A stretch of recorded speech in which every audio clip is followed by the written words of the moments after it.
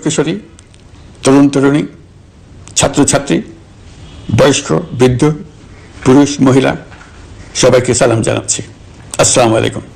শুরুতেই স্মরণ করছি মুক্তিযুদ্ধের লাখো লাখো শহীদ এবং গত জুলাই আগস্ট মাসে ফ্যাসিবাদের বিরুদ্ধে ছাত্র শ্রমিক জনতার অভ্যুত্থানে নিহত সকল শহীদকে। সবাইকে জানাচ্ছি আমার সশ্রদ্ধ সালাম ও গভীর শ্রদ্ধা। আরও স্মরণ করছি তাদের ফ্যাসিবাদী শক্তির বিরুদ্ধে লড়াই করে যারা আহত হয়েছে, পঙ্গুত্ব বরণ করেছে, চোখের দৃষ্টি হারিয়েছে, যারা 9 দফা নিয়ে দাঁড়িয়েছে, যারা 1 দফা নিয়ে দাঁড়িয়েছে, যারা দেশকে এক হিংস্র স্বৈরাচারের হাত থেকে বাঁচিয়ে। ছাত্র শ্রমিক জনতার অভূতপূর্ব গণ অভ্যুত্থানের পর ফ্যাসিস্ট সরকার প্রধান পালিয়ে গেলে দেশ সরকার শূন্য হয় সাময়িকভাবে। পুলিশ প্রশাসন এ সময় সম্পূর্ণ নিষ্ক্রিয় হয়ে পড়লে উদ্বেগজনক এক পরিস্থিতির সৃষ্টি হয়। স্বৈরশাসনে বিপর্যস্ত এই দেশকে আমাদের সবাইকে মিলে পুনর্গঠন করতে হচ্ছে। জুলাই আগস্ট বিপ্লবের পর আমরা এমন একটি দেশ হাতে পেয়েছি যার সর্বত্র ছিল বিশৃঙ্খলা। স্বৈরশাসন টিকিয়ে রাখতে আইন শৃঙ্খলা বাহিনীকে জনগণের মুখোমুখি দাঁড় করিয়ে দেওয়া হয়েছিল। বিপ্লব চলাকালে প্রায় 1,500 ছাত্র শ্রমিক জনতার শহীদী মৃত্যু হয়। আমাদের সরকার প্রতিটি মৃত্যুর তথ্য অত্যন্ত যত্নের সাথে জোগাড় করছে। এই বিপ্লবে আহত হয়েছে 19,931 জন। আহতদের জন্য ঢাকার 13টি হাসপাতাল সহ বিভিন্ন বিশেষায়িত হাসপাতালে চিকিৎসার ব্যবস্থা করা হয়েছে। প্রতিটি হত্যার বিচার আমরা করবই। জুলাই আগস্ট হত্যাকাণ্ডের বিচারের যে উদ্যোগ আমরা নিয়েছি তার কাজও বেশ ভালোভাবে এগিয়ে যাচ্ছে। কেবল জুলাই আগস্ট হত্যাকাণ্ডই নয়, আমরা গত 15 বছরে সব অপকর্মের বিচার করব। অনেকেই কমিশনের কাছে অভিযোগ করতে ভয় পাচ্ছেন এই ভেবে যে অভিযুক্ত ব্যক্তিদের দ্বারা তারা আবার আক্রান্ত হতে পারেন, ক্ষতিগ্রস্ত হতে পারেন। আমি আপনাদের আশ্বস্ত করতে চাই, আপনারা দ্বিধাহীন চিত্তে কমিশনকে আপনাদের অভিযোগ জানান। কারো সাধ্য নাই আপনাদের গায়ে আবার হাত দেয়। এসবের সঙ্গে জড়িতদের আমরা বিচারের কাঠগড়ায় দাঁড় করাবই। অভিযুক্ত যত শক্তিশালী হোক, যে বাহিনীর হোক, তাকে ছাড় দেওয়ার কোনো সুযোগ নেই। কেবল দেশে নয়, গুম, খুন ও জুলাই আগস্ট গণহত্যার সাথে জড়িতদের আমরা আন্তর্জাতিক আদালতেও বিচারের উদ্যোগ নিয়েছি। ইন্টারন্যাশনাল ক্রিমিনাল কোর্টের প্রধান কৌশলী করিম খানের সঙ্গে আমার এই ব্যাপারে ইতিমধ্যে কথা হয়েছে। আইন শৃঙ্খলা রক্ষাকারী বাহিনীগুলোর কোনো সদস্য কিংবা অন্য কেউ যাতে হত্যা, গুম সহ এই ধরনের কোনো অপরাধে জড়িয়ে পড়তে না পারে, এই জন্য আমরা গুম বিরোধী আন্তর্জাতিক সনদে স্বাক্ষর করেছি। আপনারা দেখেছেন জাতিসংঘের আন্তর্জাতিক মানবাধিকার বিষয়ক হাইকমিশনার ফলকার তুর্ক। প্রিয় দেশবাসী, আমি আগেও জানিয়েছি, আবারও জানাচ্ছি, গণ অভ্যুত্থানে সকল শহীদদের পরিবারকে পুনর্বাসন করা হবে, একজনও বাদ যাবে না। সকল আহত শিক্ষার্থী, শ্রমিক জনতার চিকিৎসার সম্পূর্ণ ব্যয় সরকার বহন করবে। আহতদের দীর্ঘমেয়াদী এবং ব্যয়বহুল চিকিৎসা এবং শহীদদের পরিবারের দেখাশোনার জন্য স্বাস্থ্য মন্ত্রণালয়ের নেতৃত্বে একটি পূর্ণাঙ্গ তালিকা প্রস্তুত করা হয়েছে। প্রতিটি শহীদ পরিবারকে সরকারের পক্ষ থেকে 30 লক্ষ টাকা দেওয়া হচ্ছে। যারা বুলেটের আঘাতে তাদের দৃষ্টিশক্তি হারিয়েছেন তাদের চিকিৎসার জন্য নেপাল থেকে কর্নিয়া আনার ব্যবস্থা করা হয়েছে এবং যাদের প্রয়োজন তাদেরকে সরকারের পক্ষ থেকে বিদেশে চিকিৎসার জন্য পাঠানো হচ্ছে। জুলাই অভ্যুত্থানের কোনো শহীদ এবং আহত ছাত্র, শ্রমিক চিকিৎসা সেবা এবং পুনর্বাসন পরিকল্পনা থেকে বাদ যাবে না। এটি অন্তর্বর্তীকালীন সরকারের অঙ্গীকার। ফাউন্ডেশনকে সরকার 100 কোটি টাকা অনুদান দিয়েছে। এছাড়াও জুলাই আগস্ট বিপ্লবে শহীদ পরিবারের পুনর্বাসন ও আহতদের সর্বোত্তম চিকিৎসা নিশ্চিত করার জন্য সমাজ কল্যাণ মন্ত্রণালয়ের পক্ষ থেকে $5 মিলিয়ন একটি বরাদ্দ প্রস্তাব অর্থনৈতিক সম্পর্ক বিভাগের মাধ্যমে বিশ্ব ব্যাংকে পাঠানো হয়েছে। পতিত স্বৈরাচার পুলিশকে দলীয় কর্মীর মতো ব্যবহার করেছে। বাধ্য হয়ে তাদের অনেকেই গণহত্যায় অংশ নিয়েছেন। খুবই স্বাভাবিক প্রতিক্রিয়া হিসেবে তারা জনরোষের শিকার হয়েছেন। এতে তাদের মনোবল অনেক কমে যায়। দেশের কোনো মানুষই যাতে কোনো রকম সহিংসতার শিকার না হয় সেজন্য আমরা যথাসাধ্য চেষ্টা করছি এবং সবসময় সে চেষ্টা করে যেতে থাকবো। বাজারে শাকসবজি সহ নিত্য প্রয়োজনীয় পণ্যের দাম বেড়েছে, ফলে আপনাদের কষ্ট হয়েছে। নিত্য পণ্যের দাম সহনীয় পর্যায়ে রাখতে আমরা যথাসাধ্য চেষ্টা করছি। বাজারে ডিমের সরবরাহ বাড়ানোর জন্য আমরা 9.5 কোটি ডিম আমদানির অনুমতি দিয়েছি। এই জন্য প্রয়োজনীয় শুল্ক ছাড়ও দেওয়া হয়েছে। দ্রব্যমূল্য নিয়ে আমাদের কোনো লুকোছাপা নেই। মূল্যস্ফীতির পূর্ণ তথ্য জনগণের সামনে তুলে ধরা হচ্ছে। মূল্যস্ফীতি রোধে উচ্চ সুদের হার নির্ধারণ সহ একাধিক নীতিগত সিদ্ধান্ত নেওয়া হয়েছে, যার মধ্যে রয়েছে শস্য আমদানিতে এলসি সীমা অপসারণ এবং সরবরাহ চেইন সংক্ষিপ্ত করা। সামান্য হলেও জ্বালানি তেলের মূল্য কমানো হয়েছে। শিল্প কারখানায় গ্যাসের সরবরাহ বাড়ানোর উদ্যোগ নেওয়া হয়েছে, যাতে স্থানীয় পর্যায়ে উৎপাদন ব্যাহত না হয় এবং রপ্তানি ক্ষতিগ্রস্ত না হয়। গণশুনানি ছাড়া নির্বাহী আদেশে বিদ্যুৎ গ্যাসের দাম না বাড়ানোর সিদ্ধান্ত নেওয়া হয়েছে। পরিবহন খাতে চাঁদাবাজি বন্ধের চেষ্টা করা হচ্ছে। আমরা আশা করি বাজারে রাজনৈতিক দলগুলোর সঙ্গে আমাদের নিয়মিত যোগাযোগ অব্যাহত রেখেছি। বিভিন্ন ইস্যুতে তাদের মতামত নিয়ে যাচ্ছি। সরকারের সিদ্ধান্ত গ্রহণে এসব মতামত অনেকাংশে প্রতিফলিত হচ্ছে। চলমান সংস্কার প্রক্রিয়ায় তাদের প্রতিটি মতামত সক্রিয়ভাবে বিবেচনায় নেওয়া হচ্ছে। আমরা আশা করছি নির্ধারিত সময়ে ডিসেম্বর জানুয়ারির মধ্যেই সংস্কার কমিশনগুলো তাদের সুপারিশমালা সরকারের কাছে পেশ করতে পারবে। সকলের ঐক্যমত্যের ভিত্তিতেই আমরা সংস্কার প্রস্তাব চূড়ান্ত করব। নির্বাচন কবে হবে এই প্রশ্ন আপনাদের সবার মনে আছে, আমাদের মনেও সারাক্ষণ আছে। আপনারা লক্ষ্য করেছেন নির্বাচন আয়োজনের লক্ষ্যে আমরা প্রয়োজনীয় পদক্ষেপ নিতে শুরু করেছি। নির্বাচন কমিশন ভোটার তালিকা হালনাগাদ সহ আরো কিছু কাজ শুরু করে দিতে পারবে, যা একটা অবাধ নির্বাচনের সাথে সরাসরি সম্পৃক্ত। প্রথমবারের মতো প্রবাসী বাংলাদেশিরা পোস্টাল ব্যালটের মাধ্যমে যাতে তাদের ভোটাধিকার প্রয়োগ করতে পারে সেই লক্ষ্যেও সরকার কাজ করছে। রাষ্ট্র ব্যবস্থায় সংস্কার আমাদের এই সরকারের অন্যতম অঙ্গীকার। আপনারাই আমাদেরকে এই ম্যান্ডেট দিয়েছেন। যেই 6টি সংস্কার কমিশন আমরা শুরুতে গঠন করেছিলাম তারা ইতিমধ্যে তাদের কার্যক্রম অনেক দূর এগিয়ে নিয়েছে। বিভিন্ন গণমাধ্যমে আপনারা তাদের কার্যক্রমের আপডেটও দেখছেন। প্রথম 6টি সংস্কার কমিশনের মধ্যে একটি হলো নির্বাচন সংস্কার কমিশন। নির্বাচন অনুষ্ঠানের জন্য এই কমিশনের সুপারিশমালা অত্যন্ত জরুরি। তাদের প্ল্যাটফর্মে যান, আপনার মতামত খোলাখুলিভাবে তুলে ধরুন। আপনি দেশের মালিক, আপনি বলে দিন আপনি কি চান, কিভাবে চান। নির্বাচন নিয়ে আপনাদের সকল বক্তব্য বিনা দ্বিধায় বলতে থাকুন। আপনার মনের কথা তুলে ধরুন। আমার অনুরোধ, সংস্কারের কথাটাও একই সঙ্গে বলুন। সংস্কারকে পাশ কাটিয়ে যাবেন না। নির্বাচনের কথা বলার সঙ্গে নির্বাচন ও অন্যান্য ক্ষেত্রে সংস্কারের কথাটিও বলুন। সংস্কার হলো জাতির দীর্ঘমেয়াদী জীবনী শক্তি। সংস্কার জাতিকে, বিশেষ করে আমাদের তরুণ তরুণীদের নতুন পৃথিবী সৃষ্টির সুযোগ দেবে। জাতিকে বঞ্চিত করবেন না। নির্বাচন আয়োজনে যে সংস্কার কমিশনের সুপারিশমালায় রাজনৈতিক দলসমূহ এবং দেশের সকল মানুষের মতামত অপরিহার্য, সেই কমিশন হলো সংবিধান সংস্কার কমিশন। এই সুকীয় সংস্কার কাজ শেষ করেই আমরা আপনাদের কাঙ্ক্ষিত নির্বাচন আয়োজন করব। ততদিন পর্যন্ত আমি আপনাদের ধৈর্য ধারণ করার অনুরোধ করব। আমরা চাইব আমরা যেন এমন একটি নির্বাচন ব্যবস্থা সৃষ্টি করতে পারি যা যুগ যুগ ধরে অনুসরণ করা যাবে। এর ফলে সাংবৎসরিক রাজনৈতিক সংকট থেকে আমাদের দেশ রক্ষা পাবে। এই জন্য প্রয়োজনীয় সময়টুকু আমি আপনাদের কাছ থেকে চেয়ে নিচ্ছি। নির্বাচনী সংস্কারের সিদ্ধান্ত হয়ে গেলে খুব দ্রুত আপনারা নির্বাচনের রোডম্যাপ পেয়ে যাবেন। অন্তর্বর্তী সরকার সৃষ্টি হয়েছে রাজনীতিকে নীতির কাঠামোয় আনার জন্য এবং রাজনীতির জন্য নতুন পরিবেশ সৃষ্টির নিবিড় আকাঙ্ক্ষা থেকে। এই আকাঙ্ক্ষা পূরণ করা থেকে জাতিকে বঞ্চিত করবেন না। নির্বাচনের ট্রেন যাত্রা শুরু করেছে, এটা আর থামবে না। কিন্তু যেতে যেতে আমাদের অনেকগুলো কাজ সেরে ফেলতে হবে। এই ট্রেন শেষ আসবে সেটা নির্ভর করবে কত তাড়াতাড়ি আমরা তার জন্য রেল লাইনগুলো বসিয়ে দিতে পারি, আর তা হবে রাজনৈতিক দলসমূহের ঐক্যমত্যের মাধ্যমে। ইতিমধ্যে অন্যান্য সংস্কার কমিশনের সুপারিশমালা নিয়ে আলাপ চলতে থাকবে।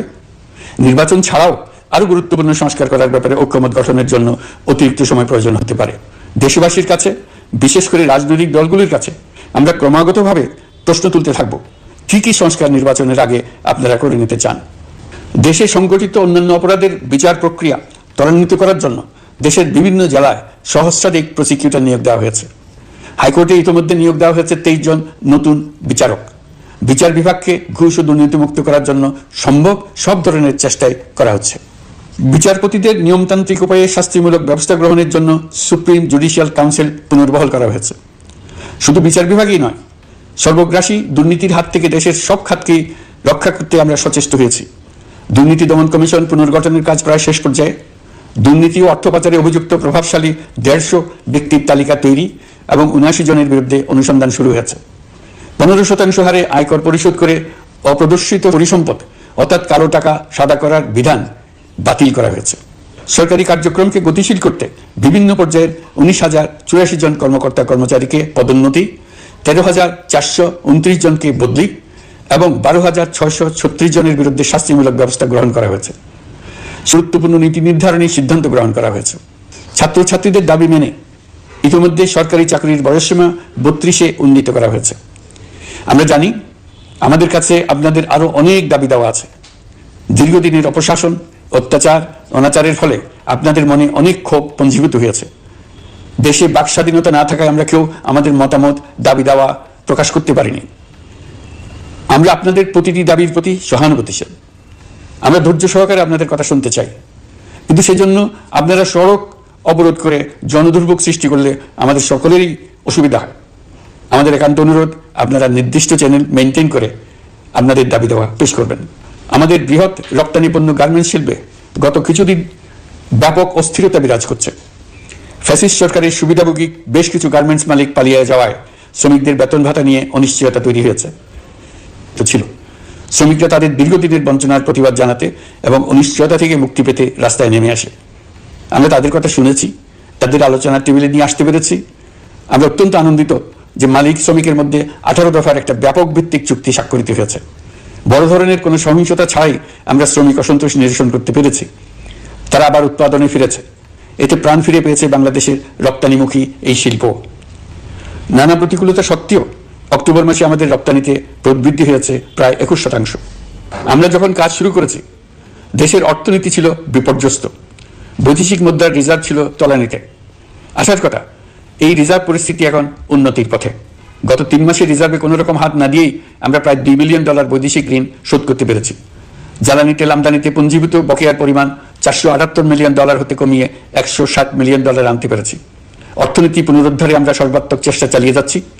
বিশ্বব্যাংক, IMF সহ বিভিন্ন দাতা সংস্থা ইতিমধ্যে ঋণ ও অনুদান হিসেবে $8 বিলিয়ন দেওয়ার প্রতিশ্রুতি দিয়েছে, যা আমাদের ভঙ্গুর অর্থনীতিকে সচল করতে সক্ষম হবে।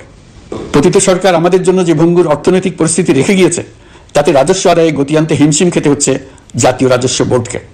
আগের অর্থ বছরের সংশোধিত বাজেটে বিপুল রাজস্ব ঘাটতি ছিল, যে কারণে এবার শুরু থেকেই রাজস্ব আদায়ের লক্ষ্যমাত্রা অনেক বেড়ে যায়। এর ফলে স্বৈরাচার পতনের পরবর্তী 3 মাসে 9.9% রাজস্ব বৃদ্ধির পরেও লক্ষ্যমাত্রার বিপরীতে 23%-এর বেশি ঘাটতি থেকে যায়। রাজস্ব আদায়ের গতি আনতে আমি এখন অনলাইনে আয়কর রিটার্ন জমা দিতে উৎসাহিত করছি। আন্তর্জাতিক সাহায্য সংস্থা, বিশ্বব্যাংক, IMF, UNDP ইত্যাদি প্রধানদের সঙ্গে আমার দীর্ঘ বৈঠক হয়েছে। তারাও বাংলাদেশকে নতুনভাবে এবং সর্বাত্মকভাবে সাহায্যের জন্য তাদের আগ্রহ ব্যক্ত করেছেন। চীনের পররাষ্ট্রমন্ত্রীর সঙ্গে একান্ত বৈঠকে চীনের পক্ষ থেকে যাবতীয় সাহায্যের আশ্বাস দিয়েছেন। বলা বাহুল্য, এখনো আমাদের বন্ধুদের কাছ থেকে যে সাহায্যের আয়োজন হয়েছে তা আসা শুরু করেনি। বন্ধু রাষ্ট্রগুলো শুধু যে আমাদের বড় বড় অঙ্কের সাহায্য দিয়ে আসছে তাই নয়, তারা এই সাহায্য দ্রুততম সময়ে আসা শুরু করবে এই প্রতিশ্রুতিও আমাকে দিয়েছেন। এই সাহায্য আসা শুরু করলে আমাদের অর্থনীতি অত্যন্ত মজবুত এবং আকর্ষণীয় অর্থনীতিতে পরিণত হবে। বিদেশি বিনিয়োগকারীরাও নানা রকম বিনিয়োগে উৎসাহিত হয়ে এগিয়ে আসবে। বিনিয়োগকারীদের সঙ্গে এখন থেকে আমরা আলোচনা শুরু করে দিয়েছি। বিশ্বের রাষ্ট্রপুঞ্জের মজলিসে আমরা এখন সম্মানিত এবং প্রশংসিত দেশের অবস্থানে পৌঁছতে পেরেছি। এর কারণে পরাজিত শক্তি নানা কৌশল করেও তাদের দিকে দৃষ্টি আকর্ষণ করতে পারছে না। তারা নানা চেহারা নিয়ে আপনাদের প্রিয় পাত্র হওয়ার চেষ্টা করছে। পরাজিত শক্তির ষড়যন্ত্র থেকে নিজেকে মুক্ত রাখুন, দেশকে মুক্ত রাখুন। এই ব্যাপারে অনড় থাকুন। এমন কিছু করবেন না যা তাদেরকে উৎসাহিত করতে সাহায্য করে। তাদেরকে সকল দিক থেকে নিরাশ করুন। সেটা নিশ্চিত করতে পারলে আমাদের আর কোনো বিষয়ে সংশয় করার প্রয়োজন নেই। সরকারের পক্ষ থেকে আমি নিশ্চয়তা দিচ্ছি, সকল প্রকার সীমাবদ্ধতা সত্ত্বেও আমরা আপনাদেরকে একটা মজবুত অর্থনীতি দিয়ে যাব। ভবিষ্যতে চলার পথকে সহজগম্য করে যাব। নাগরিক অধিকারসমূহ নিশ্চিত করে যাব। বিপক্ষ শক্তি যত শক্তিশালী হোক, নাশকতা সবকিছু নস্যাৎ করার জন্য প্রস্তুত থাকুন। এবার যে মুক্তি আমরা অর্জন করেছি তা আমাদের কাছ থেকে কেউ যেন ছিনিয়ে নিতে না পারে, তার জন্য সর্বমুহূর্তে প্রস্তুত থাকুন। আপনারা জেনেছেন, পতিত সরকার ও তার দোসররা প্রতি বছর দেশ থেকে $12 থেকে $15 বিলিয়ন পাচার করেছে। দুর্নীতি বিরোধী সংস্থা ট্রান্সপারেন্সি ইন্টারন্যাশনাল বাংলাদেশ সম্প্রতি এই তথ্য দিয়েছে। সচিব সহ বিশ্বের অনেক দেশের সরকার প্রধানের সঙ্গে আমার বৈঠক করার সুযোগ হয়। তারা স্বতঃস্ফূর্তভাবে আমাদের প্রতি সর্বাত্মক সহযোগিতা প্রদানের অঙ্গীকার ব্যক্ত করেছেন। নেপাল, মালদ্বীপ, পাকিস্তান সহ প্রতিবেশী দেশে ফিরে আসার পর এসব দেশের রাষ্ট্রদূত আছেন শতপ্রবৃত্ত হয়ে আমার সঙ্গে দেখা করে তাদের সরকার প্রধানদের অঙ্গীকার পুনর্ব্যক্ত করে গেছেন। তারা সম্পূর্ণ নতুনভাবে আমাদের জন্য সহায়তার নতুন ছক তৈরি করার কাজ শুরু করেছেন। ইউনিয়নের 27 জন রাষ্ট্রদূত একত্র হয়ে সরকারের সঙ্গে আলোচনায় বসেনি। দিল্লি থেকে বিশাল সংখ্যক রাষ্ট্রদূত একসঙ্গে বৈঠক করার জন্য কোনোদিন আসেনি। এবার এই কাজটি করার পেছনে আছে ইউরোপিয়ান ইউনিয়নের সমর্থন প্রকাশ করা এবং অর্থনৈতিক ক্ষেত্রে উচ্চ পর্যায়ের সহযোগিতা গড়ে তোলা। ইতিমধ্যে আমার সঙ্গে দেখা করেছেন সৌদি আরব, সংযুক্ত আরব আমিরাত, ব্রাজিল, তুরস্ক, রাশিয়া, ফিনল্যান্ড, সিঙ্গাপুর, লিবিয়া সহ অনেক দেশের রাষ্ট্রদূত। দ্বিপাক্ষিক নানা সহযোগিতা সহ বাণিজ্য বিনিয়োগ বৃদ্ধির আশ্বাস তারা দিয়েছেন। আমরা প্রবাসী বাংলাদেশিদেরও বেসরকারি খাতে বিনিয়োগ করার জন্য আহ্বান জানাচ্ছি।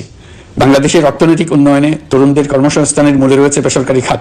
আমাদের বিনিয়োগ বোর্ডের নির্বাহী চেয়ারম্যান 2 শতাধিক বেসরকারি প্রতিষ্ঠানের প্রধান নির্বাহী, উদ্যোক্তা ও বিনিয়োগকারীর সঙ্গে পৃথক পৃথকভাবে বৈঠক করেছেন।